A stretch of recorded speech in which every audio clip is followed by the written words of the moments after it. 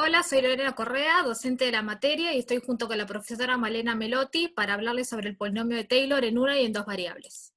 El polinomio de Taylor en una variable tenemos una función dada desde un intervalo abierto en R, n veces derivable y un punto base A.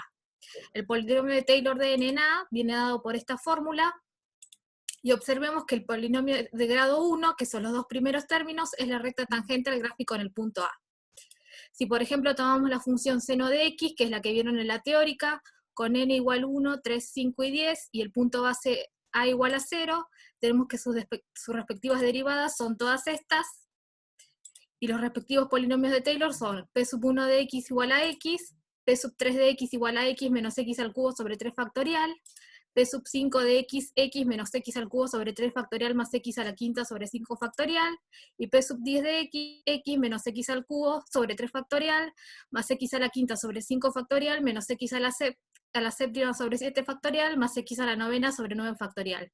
Veamos cómo quedan estos polinomios en GeoGebra.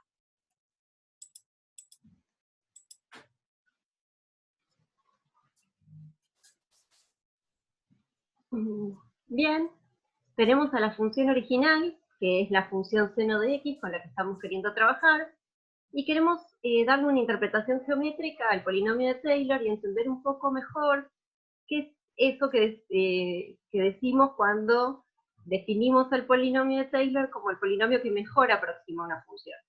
Entonces, construimos el polinomio de Taylor en el origen. Entonces la idea es que los polinomios van a aproximar a la función, van a coincidir con la función en el origen, y van a aproximar a la función en valores que están cercanos al origen. Entonces, si vemos cómo es el polinomio de Taylor de grado 1, que en este caso coincide con la recta tangente, notemos que en el punto coinciden, pero si me alejo un poquito del punto, por ejemplo, nos alejamos un poco del punto, la función y el polinomio ya no coinciden. Son más o menos parecidos, bueno, acá nos alejamos bastante, por eso no son tan parecidos, pero cuanto más nos alejemos, más difieren la función y el polinomio. Esta distancia entre b y c, que es la que vemos acá, es la que nosotros después llamamos error o resto, que es la que nos va a interesar acotar. Obviamente nuestra idea es que este número, cuanto más cerca estemos del punto A, sea la distancia cada vez más chica. Entonces, veamos qué pasa si ahora el polinomio de grado 1 le empezamos a agregar o le empezamos a ampliar un poco el grado. Si ahora miremos el polinomio, por ejemplo, de grado 3, se ve que el polinomio, el verde, se pega mucho más a la función negra, que es la original, con respecto a la recta tangente. Y si ahora en el mismo punto veo qué pasa con la función verde, se ve que ahora la función, en un punto cercano al origen, el polinomio de grado 3 y la función son más parecidos aún. O sea que cuanto mayor sea el grado del polinomio, mejor va a ser la aproximación entre la función y el polinomio. Ahora supongamos que le vamos agregando un poco más de grado y miramos el polinomio de grado 5. Fíjense que incluso el polinomio de grado 5 es muy buena aproximación y se aproxima incluso, aunque nos alejemos un poco más de la función. Si miramos ahora el polinomio de grado 7, por ejemplo, se ve que se pega más todavía, y si le seguimos ampliando el grado, por ejemplo a grado 9, se ve, bueno, capaz no se ve tanto, pero es el de líneas punteadas, que coincide con la función bastante y recién empieza a diferir de la función más lejos que los demás polinomios. Si lo miramos con un poco de atención, sacamos los demás polinomios para que no se vea tanto ruido. Fíjense que la función original, que es la negra, y el polinomio que está en líneas punteadas son bastante parecidos. Es cierto que si nosotros tomáramos, nos acercáramos más y ampliáramos más, no se verían tan parecidos, pero la verdad es que comparado con los demás polinomios, este es el que mejor aproxima.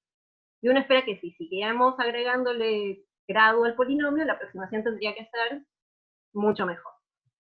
Veamos qué pasa con esto, o cómo se interpreta esto ahora, si tenemos funciones de 2 variables, por ejemplo.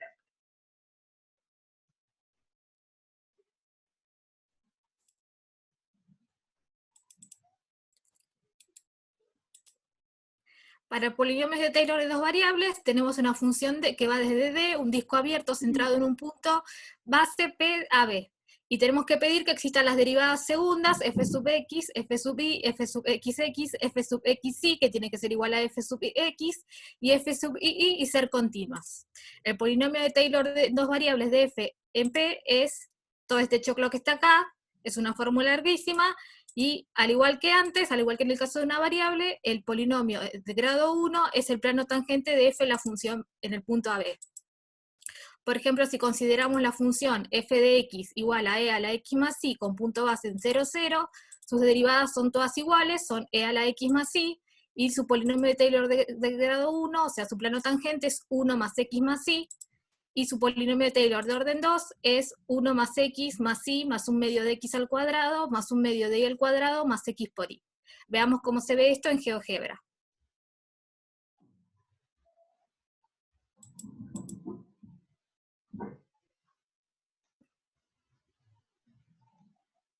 Bien. Tenemos la función graficada, la función e a la x más y, que es esta celeste, y estamos queriendo calcular el polinomio, calculamos el polinomio en este punto, que fue el 0, 0, se ve claramente que es un punto que pertenece a la función, y sobre ese punto calculamos el polinomio. El primer polinomio que calculamos fue el de grado 1, que se ve que es efectivamente el plano tangente, y lo que charlábamos recién en una variable pasa en 2 variables.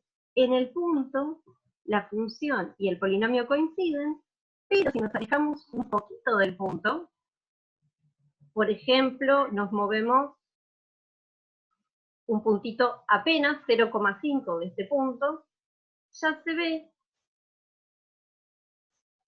que el polinomio y la función no coinciden, pero son cercanos.